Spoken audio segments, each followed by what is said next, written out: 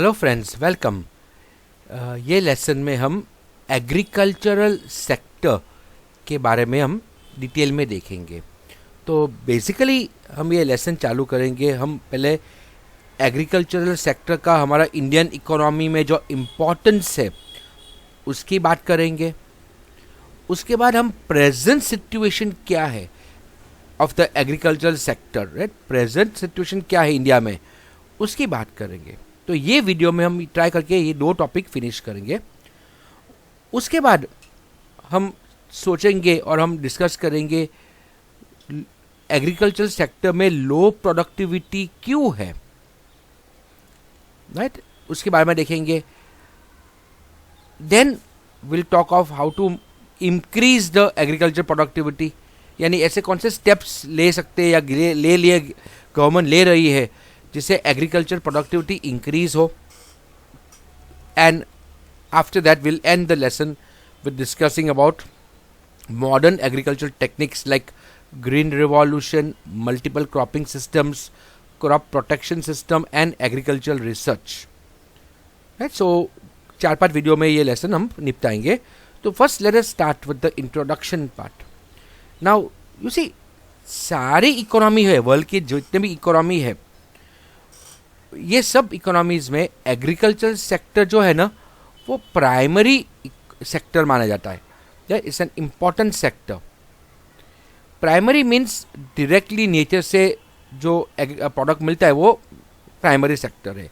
तो agriculture, animal husbandry, forestry, वो सब प्राइमरी सेक्टर में आता है। एंड बाकी सारे इंडस्ट्रीज भी अल्टीमेटली देखें तो एग्रीकल्चर सेक्टर और माइनिंग सेक्टर पे डिपेंडेंट होता है ना। लाइक वी नो के इंडस्ट्रीज भी 2 प्रकार के होते हैं। Normally in a general trend we can say कि we have an industry which is agro based industry, जिसके प्रोडक्ट्स एग्रीकल्चर से आते हैं, यानी इसका इंपॉर्टेंस होता है। एंड दूसरा मिनरल बेस्ड इंडस्ट्री, जिसके प्रोडक्ट्स मिनरल से आते हैं। नाउ एग्रीकल्चर सेक्टर जो है ना ये फूड ग्रेन्स प्रोवाइड करती है, वेजिटेबल्स, फ्रूट्स, फ्लावर्स प्रोवाइड करती है। एट द सेम टाइम वो इंडस्ट्रियल सेक्टर के लिए वो रॉ मटेरियल भी प्रोवाइड करती है।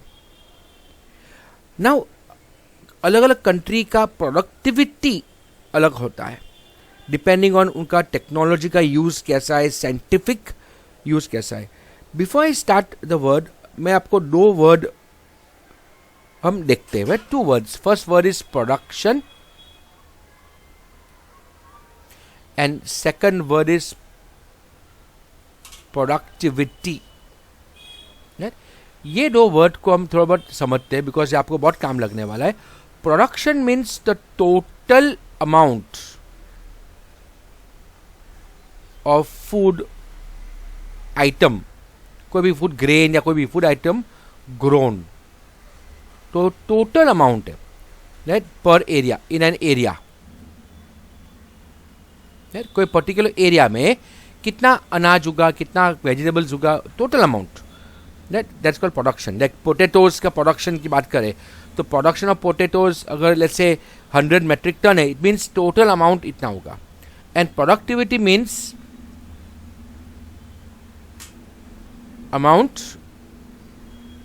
Grown per hectare of land. तो if let's say the productivity of potato is 10 quintals, it means 1 Hector land में 10 क्विंटल उगता है।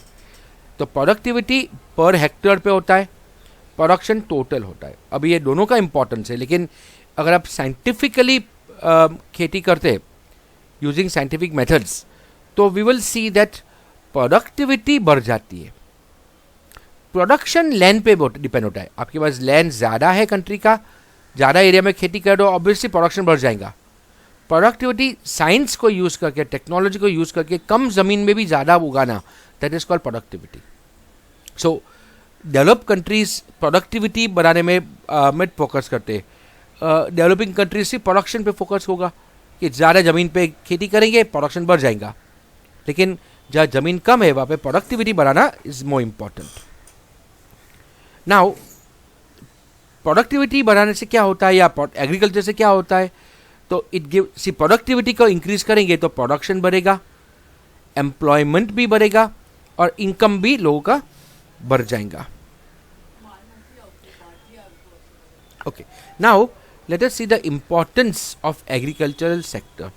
Now see, ancient time से ही इंडिया जो है, India has always been an agricultural nation, right. India तो agricultural country ही रहा है. और ऐसा क्यों? बिकॉज हमारा dependency was very high on agriculture sector for employment, for production and also for exports. So वो इंडिया का लाइफ लाइन जैसा है, हमारा जीवा डोरी जैसा है वो. और वी कैन से बैकबोन है. It is the backbone of the economy. ये क्वेश्चन है कि why is agriculture said to be the backbone of the Indian economy. हम उसका तो आंसर देखते हैं हम. तो इंडियन इकोनॉमी वो एग्रीकल्चर पे डिपेंडेंट है, अलग अलग एस्पेक्ट्स पे. मेन रीजन बीइंग, अगर एग्रीकल्चर सेक्टर फेल होता है, राइट, खाना बनाने के लिए, ग्रेन उगाने के लिए, वेजिटेबल्स, फ्लावर, फ्रूट ये कम उगा है, तो हमारे मार्केट में डिमांड भी कम है, उसका बढ़ जाएगा. सप्लाई कम हो गया तो डिमांड अफेक्ट होगा. At the same time raw material भी अफेक्ट हो जाएगा, राइट. कैश क्रॉप्स कम उगेंगे, रॉ मटेरियल कम उगेगा. तो इंडस्ट्रीज जो है, जो कैश क्रॉप यूज़ करते हैं, रॉ मटेरियल यूज़ करते हैं, एग्रो प्रोडक्ट्स, राइट, वो भी इनफ क्वांटिटी में उनको एग्रीकल्चर गुड्स नहीं मिलेगा, तो उनका प्रोडक्शन कम हो जाएगा. तो एग्रो आइटम्स कम उगेगा तो इंडस्ट्रीज को सप्लाई कम मिलेगा, और इंडस्ट्रीज को सप्लाई कम मिला रॉ मटेरियल का, तो आउटपुट कम होगा. एंड आउटपुट कम हुआ यानी सप्लाई कम हुआ, तो प्राइस बढ़ गया ना. बिकॉज डिमांड ज़्यादा है, सप्लाई कम हो गया, तो क्या हो गया? When demand is more than supply, तो प्राइस जो है वो बढ़ जाता है. तो थिंग्स विल बिकम कॉस्टली, और इससे लोगों का लाइफ पे बहुत इन्फ्लुएंस करेगा. तो ये एक फर्स्ट पॉइंट हुआ. This is the first point. उसके अलावा इंडिया का 68.8% पॉपुलेशन एज पर 2011 सेंसस वो गाँव में रहता है, रूरल एरिया में रहता है. तो बहुत बड़ा पॉपुलेशन, जैसे ना हमारा मेजॉरिटी पॉपुलेशन अभी भी गांव में रहता है, राइट. और अगर एग्रीकल्चर प्रोडक्शन अगर फेल हुआ, तो वो लोगों का इनकम जो है ना भी नेगेटिवली अफेक्ट होगा. या मीन्स इनकम डिक्रीज होगा, राइट. उनका इनकम कम हो जाएगा, और उनका इनकम कम होगा तो वो प्रोडक्ट्स कम लेंगे, वो इंडस्ट्रियल प्रोडक्ट्स का डिमांड रिड्यूस होगा, उनका वो प्रोडक्ट्स कम लेंगे. तो अभी क्या होगा? देखो, दो एस्पेक्ट देखो. एक बाजू इंडस्ट्रीज को रॉ मटेरियल नहीं मिल रहा है, तो उनका प्रोडक्ट कम होगा, आउटपुट कम होगा. सो कम रॉ मटेरियल से क्या होगा? प्रोडक्ट कम बनेगा. प्रोडक्ट कम बनेगा तो मार्केट में सप्लाई कम होगा. सप्लाई कम होगा तो मार्केट में डिमांड ज़्यादा होगा. डिमांड के मुकाबले सप्लाई कम होने से प्राइस बढ़ेगा. और at the same time because 68.8% population की आवक कम हो जाएंगी, उनका प्रोडक्ट का डिमांड भी कम हो जाएगा, राइट. सो अगेन प्रोडक्ट का डिमांड कम हो गया. तो यू कैन सी एग्रीकल्चर अगर फेल हुआ तो इंडस्ट्रियल सेक्टर भी फेल हो जाएगा, but both are badly affected. और अगर एग्रीकल्चर और इंडस्ट्रियल सेक्टर दोनों को फर्क पड़ा, दोनों में मंदी आए, तो जो थर्ड सेक्टर है सर्विस सेक्टर, उसका भी वही प्रॉब्लम होगा, दैट उसका भी डिमांड में फॉल होगा, उसका भी इनकम में फॉल होगा. So ultimately we can say that agriculture sector अगर फेल हुआ तो एंटायर इकोनॉमी फेल हो जाएगा. रिवर्स की बात करें कि इफ एग्रीकल्चर सेक्टर सक्सीड करता है, सफल होता है, तो पूरा कंट्री भी प्रोग्रेस करता है. Hence we can say that agriculture sector is known as the backbone of the nation. रीढ़ की हड्डी यानी सपोर्ट, मेन सपोर्ट. बैकबोन का मीनिंग क्या है? Main support. बिकॉज एग्रीकल्चर पे मैक्सिमम लोग डिपेंडेंट है ना, और इंडस्ट्रीज भी इस पर डिपेंडेंट है. तो एग्रीकल्चर बढ़ेगा तो अपना बाकी सब कुछ डेवलप होगा. नाउ इंडिया जो है इंडस्ट्रियलाइजेशन 1956 में चालू हुआ, यानी सेकंड 5 प्लान से हमने इंडस्ट्रियलाइजेशन पे फोकस किया. हमने इंडस्ट्रीज़ को बढ़ाया, इंडिया में इंडस्ट्रियलाइजेशन किया. फिर भी even today India is known as an agriculture oriented economy. India is still a developing country.